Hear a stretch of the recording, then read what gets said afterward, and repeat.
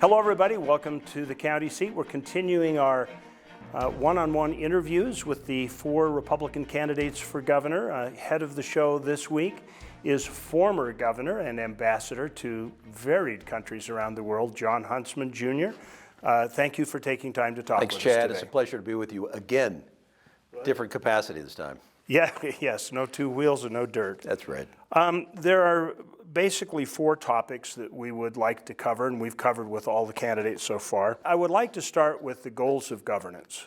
When you return to the governor's office, what would Governor Huntsman's goals for the first 100 days, first 1,000 days be? What are the priorities? Well, the first 100 days and first 1,000 days are probably the same. You know, if you spend any time in an authoritarian country or in a communist country, as I have, it's pretty simple what government tries to do, which is preserve our rights. I mean, I'm kind of a born-again libertarian when it comes to the role of government, and because I've seen government destroy people's lives. So first and foremost, let's make sure that we preserve the rights that make us unique as Americans and that are part of our embedded rights in the Constitution. Beyond that, I think it's really important to maintain a competitive marketplace, and that's taxes and that's regulations. Much to do in those particular areas. So first 100 days, I would want it understood that we're going to focus on taking advantage as best we can of what I think is going to be the most unprecedented environment since World War II. We're going to see the largest movement of labor and capital and manufacturing since World War II in this post-COVID environment. And a lot of it is because what states and countries have experienced. There's a heightened risk factor with a lot of them. Supply chains are going to be broken up, capital is going to move, people are going to move. And I think we are sitting on the cusp of the most unique opportunity this state has ever faced from an economic development standpoint. And that's economic development for every corner of the state, if we do it right. So there are industries like biotechnology where we can be a leader, defense technology, next generation of cyber and drones, next generations of weapons and warfare, and finance. You know, where does finance? It's the most global industry out there, but it's going to land somewhere. Remember where it landed in Charlotte 10 years ago? Charlotte came out of nowhere, North Carolina, and became the center for finance. Jobs that pay $80,000 a year as opposed to a much lower on average that we find elsewhere. How does rural fit into this picture? Because you know, a lot of our audience is very rurally oriented, and some of the promises of the past 20 years about economic growth has bypassed some of the rural counties of Utah. Do they have a picture in this? I hate to generalize about rural areas because each one of them is so unique, and they have their own ideas of where they want to go, their own self-determination based upon their population, their geography, their elected officials. But I do think that as part of this new economic development wave, that I think we're just beginning to understand, you can work from wherever you want. You don't have to be sitting in a headquarters building. So the idea that you can pick a quality of life. So what do our rural communities have that nobody would ever give up in our rural communities? They've got quality of life. And I'm guessing that businesses that expand in the state, they're already here.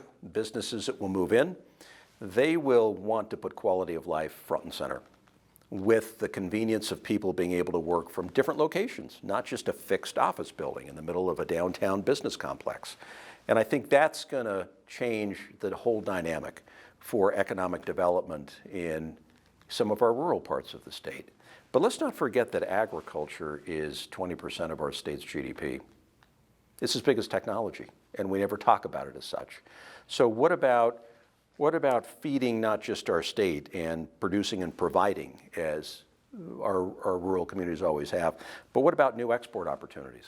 What about bringing in new growing and agriculture opportunities from places like Mexico and Canada, where we've got new tariffs that are up, that service the markets of California and Nevada? There's lots that we can look at just in agriculture that I think would be really great. But at the end of the day, you need land, you need water, you need labor, you need capital, and you need big dreams. So far be it for me to say what fits in our rural communities. People decide what fits. They decide where they want to go, how they want to use their God-given talents and abilities, and where they want to live. what we need to make sure that they have is, all of us, limited regulation, because that's the killer. Wherever I go, it's please, please, please look at the regulatory environment. We've got a good business in agriculture and something else, and it's just killed by an overload of regulation. What is Governor Huntsman's policy on energy going to be? Well, let the consumers decide. That's always a pretty good thing. Consumers always kind of make the right choices. Let local communities decide how best to use their resources. So look at our whole energy portfolio mix. What has gone up? Natural gas has gone up. Did anybody guess that would happen? No. With fracking and with the price of natural gas, which is way cheaper here than it is anyplace else in the world, we're fueling more and more natural gas. Coal is still 35+% of our portfolio. Renewables are about 2%. So until renewables become cost efficient and are able to add value from a cost efficiency standpoint, and I don't think we're there yet. Otherwise, you would see that breaking into our more traditional fossil fuels and beyond. Let the consumers decide where they want to go, and I think the consumers have decided that natural gas is an important part from a cost standpoint. And based on where we're able to get product and the cost of extracting product for natural gas, so I served for many years. I served on the board of Chevron, and as the biggest natural gas and frackers in certainly North America, probably the world. And you get a sense of where natural gas is going longer term, not only for energy, but for manufacturing as well. So one of the reasons that our manufacturing base is coming back and going to come back, not only because you've got China and others that are diminishing in terms of the trust that people have, particularly post-COVID, but because our cost of manufacturing is going down, mostly because of the cost of inputs like natural gas. We can compete with anybody pretty much now. Huntsman Corporation can make a product in the United States from a raw material standpoint and export it to a foreign market like China cheaper than you can make it in China. So this is revolutionary.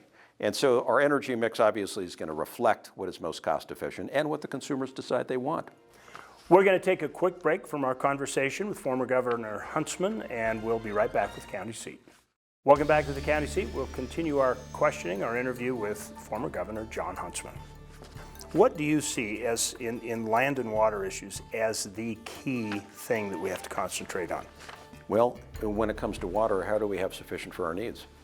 How do we have sufficient to make our counties, our rural areas, our urban areas succeed? We have enough volume, just given the Colorado allocation, but I think distribution is a problem. I think we don't have enough tunnels. I don't think we have enough distribution points. We don't have the Lake Powell Pipeline project. I signed the legislation on that in 2006. Nothing's been done. So we've got the volume that we need. It's getting it to points where it can be used. Water being the lifeblood of who we are, you can't prosper, you can't exist without water. Land is the same. So whoever owns the lands and the mineral rights of those lands controls the economy. And if the federal government or the BLM, which, last I looked had, over 20 million acres, if they control it, we're limited in terms of our destiny. So why should our state be different than so many of the states back east and in the Midwest that totally control their destiny? We don't get reimbursed for it with PILT. No how, no way. There's no fair market value on that. Do I hear somebody that would be supportive of continuing a conversation or dialogue about transfer of public lands to the state? You bet I would. So my general counsel was Mike Lee. I brought him off the streets and I gave him something to do. I told him it's time for you to serve your state. Mike is one of my best friends, and we talk about this all the time. And in order for us to reverse the Antiquities Act or to build on where the Antiquities Act left us, you got to have a few things in place. You got to have a relationship with someone in the Senate who can move the market. There's nobody better than Mike Lee in that regard. We've got the kind of relationship that can do it. And you got to have a president in office who's willing to look a little differently at these issues and not wave the magic wand and create monuments, across the river and not even stepping foot in the state. So if you have President Trump in office, who I've worked for and do fine with, and if you have Senator Lee, as our senior senator, I think you've got the makings of something that could begin to work in terms of recouping some of our lost sovereignty and making sure we have a commitment for multiple use on everything else. RS 2477, I mean, this has to be worked through as well. And I'm hoping that the court cases that are out there, Kane County versus BLM, that's finally moving. And I think that'll be a bellwether of sorts for what happens more broadly. But, this is all a result of FLIPMA, from 1976. And so people are still working on how you get out of that hole. But listen, making big decisions like this is relationships with a common goal in mind. Otherwise, you're just spouting hot air, and it's just not going to happen. We'll continue our conversation here on the county seat as we meet up with the last of the four for their time at one-on-one. We'll be right back with the county seat. Welcome back to the county seat, continuing our conversations with the candidates for governor. We saved the best for last. In the last spot of these 2 weeks is Thomas Wright, who is a candidate for governor, and welcome. Thank you for taking the time to talk to us. I forgot how hard it is to be the candidate with the last name W-R-I-G-H-T. I'd forgotten since I was a public school kid, and I was sitting in the back corner of every single class. So. But you got the last lick in. I'm not for more legislation, but we need to legislate some reverse alphabetical standing in this state. When I'm elected governor, I'll take that on. Okay, I think that's a good priority. Okay. So I would like to talk about these four basic topics we've covered with the other candidates, and first and foremost, people want to know about what your goals of governance are. What are the priorities of your administration, first 100 days, first 1,000 days? Well, the number one challenge we have right now is the coronavirus. It hit us out of nowhere. It's been very challenging for our state, not just the health impacts, which are huge. There's been a lot of anxiety. There's a lot of uncertainty. People have lost their jobs. We have had 150,000 people file for unemployment. Small businesses are on the ropes. I'm a small business person. I'm not from government. My three opponents are all kind of professional politicians. They've been involved for 16 years. And I wanted to come in from the outside and offer a brand new perspective. And I think the timing now is really good as I think we turn the corner on this pandemic and we start to look at getting our economy back on its feet. Who better to do that than a business person? Somebody that's been in the trenches with his employees, who's made tough decisions, who's had hard conversations, who's made spending cuts, who has been able to accomplish things through really difficult times. I built my business during the Great Recession when I probably shouldn't have tried. And so those were a lot of learning lessons and a lot of skills that I can put to use for the state of Utah. So I've put on my website, writeutah.com, an economic recovery plan. I'm the only candidate that's done that. And it has specifics about what we need to do to get our economy back on track. Now, I'm not the professional politician, so maybe you're not supposed to be specific because I'm the only one that has one, but I'm still doing it anyway because I get tired of the platitudes and I get tired of kind of talking in circles. We need to have specifics about how we get Utahns back to work and we get Utah back on track. And so that first 100 days is something that we really have to focus on. The economy is number one. And then, of course, we have to deal with growth challenges. The state of Utah has grown. At least 7 of our 29 counties, 22 of our counties, rural counties, have been totally left behind. And my question to them, because I know a lot of them are your viewers, my three opponents have been in office for 16 years. And you got left behind during the greatest economic run-up in Utah's history. So what makes you think that anything will be different if you elect one of the three of my opponents? If you want to change and you want a rural Utah governor that'll have a plan for you, that'll partner with you, and that will come to rural Utah and make it happen, then Thomas Wright's the right pick for you for governor. So we need to deal with the rural issues, and that's economic diversification, connecting to the internet. I cannot believe we still have rural communities that cannot get on the internet. That has to change. Chad, we have to have a plan for that. Okay, very good. How important is energy and fossil fuel development in our future? It's big. I mean, a big part of the rural Utah economy relies on that. And look, we're just one president away from really being hurt on that. I mean, we're lucky that we got President Trump. Imagine what would have happened had his opponent been elected. And I was just reading an economic impact study about fossil fuels in Carbon, Emery, and Sevier County. Mm-hmm. And you look at those economies there in central Utah, and like I say, we're just one president away from a total economic collapse because they're so dependent on that. So we've got to continue to push for responsible energy development, but we have to look out for those local economies, and we have to start thinking about diversifying them, because a time will come when we don't have as friendly a government as we have right now. Is the clock going to run out on our dependence on those forms of energy and the quality of the energy in the state of Utah in that period of time? Can we really make that transition, do you think? Absolutely. We have to start now. We owe it to those people in those counties and the families that are relying on those jobs. We have to start transitioning now. We have to assume, look, as a business executive, this is what I'm good at. Because in the private sector, we can't wait for the problem to arrive and then deal with it. That's what government does. They wait for it to hit them right in the face, and then they say, hey, we have a problem. What do we do? In the private sector, we say, we see the problem coming. We need to tackle it now. We need to have a plan. We need to see around the bend and anticipate the challenge now before it comes. You and I both know, Chad, that challenge is coming. We need a plan now to diversify those economies. And I was down in Carbon County. Intermountain Electronics is there. I don't know if you've been in that facility. I encourage you, you should do an episode. But it could be a manufacturing plant in Singapore. It's that high tech and that advanced. There are other alternatives for rural Utah. Look, I want them to continue to do what they're doing, and I will support them. But we have to start diversifying the economies so people can stay in those communities, so the children of those families can stay in rural Utah if they want. We don't want the number one export of rural Utah to be their children. They want to live in those communities. They want to stay there. But we have to create vibrant economies there that are diversified.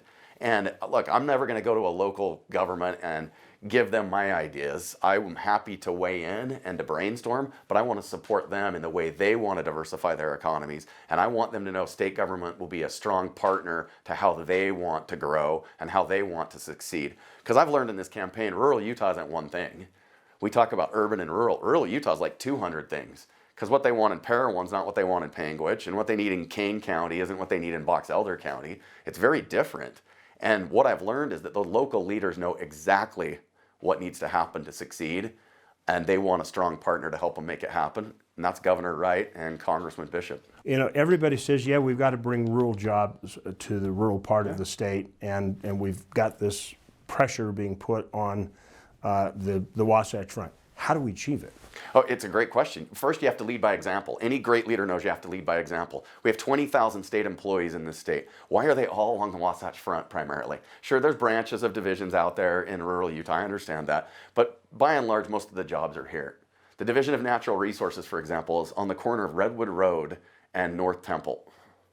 I can't think of a more unlikely place for the Division of Natural Resources to be. Why can't that be in rural Utah? We've proven we can telecommute. We've proven that we can do this stuff remotely. Let's make it happen. Why did we build a prison in a swamp in Salt Lake County? It's costing $300 or $400 million more, and a couple of my opponents knew that. And they made that decision. So why would anyone in rural Utah think that they would change their behavior when they're elected governor? They had their opportunity to make these things happen, and we've watched what they've done. Insanity is electing the same people and expecting a different outcome. It won't change. That prison should have been in rural Utah. It would have cost less to build. It wouldn't already be short beds. The only guarantee we have when that prison's done is going to be short. We're going to have a shortage of beds. That should have been in rural Utah, and I've been in communities that wanted it, and they were fighting for it, and it didn't happen. So let's move some of the jobs from the Wasatch Front into rural Utah, some of the state government jobs. Let's lead by example. And then we'll feel the pain of not having internet connectivity. And we'll lead by example, and then as governor, I can go to other businesses and say, you should relocate to rural Utah. Let me tell you about what we did with this department. Let me tell you what we did in state government. And let me tell you what we learned about these people in this county and how hard they work and how incredible they are. And then I can be the salesperson and the promoter for rural Utah. But you can't go and do that when you're not willing to do it yourself. And we're not doing it right now. I mean, we have 125 people out of 20,000 telecommuting. That's not success. That's not going to move the needle. We need to move the needle now. We need a leader that knows how to do it, that will do it, that doesn't make the next decision on the next election. How long would it take to make a transition like that? I mean, it needs to be looked at. It needs to be looked at. But I'm a believer that things are possible. And in this campaign, I've offered ideas. And the career politicians always say the same thing. Well, we can't do that. That's how you think when you've been in government too long. And they're great people. And I really like them. But you just got to get in and serve, and then you got to get out. And we've seen with the president what you can do when you come in from the outside and you don't accept the words, that can't be done. Well, we're going to take a quick break. We'll be right back in the county seat. Welcome back to the county seat. We're talking to Tom Wright. Question, last one, land and water. There are hundreds of issues. What is the Wright administration think is the priority? Let's start with water, because I don't think there's anything more pressing. We need to assert our water rights. Utah has water rights. It's a state issue. We need to make sure we're asserting our rights and we're not ceding them to other states. Under the Colorado River Compact that was signed in the 20s, we have 7.5 million acre feet of water, the right to that. Now, you can argue whether that's the number or not, but we have water flowing beyond our borders that other states are using, and we're going to lose claim to it if we don't assert our rights. We need to be strong. We need to assert our rights. We really need to understand what rights we have, and we need to take proactive action. We need to build the Lake Powell pipeline. I'm a proponent of that. It's a dry county in one of the driest states. They only have one water source, the Virgin River. We need to, and that's not smart when you're getting everything from one source. If something were to happen to that, that would be scary. So we need to invest in that infrastructure and finally make that happen. But we need to step up to the plate and really address the water challenges we have, because it's going to be a pressing issue. And again, this is what business people do. Project 30 years down the road and let's start solving the problems now. So on that issue, the LCWF, the Land and Water Conservation Fund, the federal government's trying to buy up land to get federal ownership of water rights. Mm-hmm. How would your administration tackle that one? Well, they can't buy water rights. So what they do is they buy land with water rights. The federal government really shouldn't be involved in water. Water is a state issue, and we need to continue to assert our state's rights. I believe in the sovereignty of our state. And I believe in a strict definition of federalism. The federal government tries to do too much. They spend too much. They're not really good at anything. We can't ever really rely on them. They're really good at getting in debt. I guess that's one thing they're really good at. We just need to assert our rights in the state of Utah. We know best locally what we need. As governor, I want to empower local leaders to do what they need to do in their local communities to succeed. And government closest to the people will always be the best answer. And that's what I'll always advocate for. Excellent. Well, thank you very much. Our time is up. And we have to move on, but remember, go to the social media, go to our website. This conversation with Tom Wright will continue there. And that wraps up our series on the gubernatorial candidates. Remember, the most important thing you can do is pick the candidate that you think will represent you best and get out there and vote. And we'll see you next week on the county seat.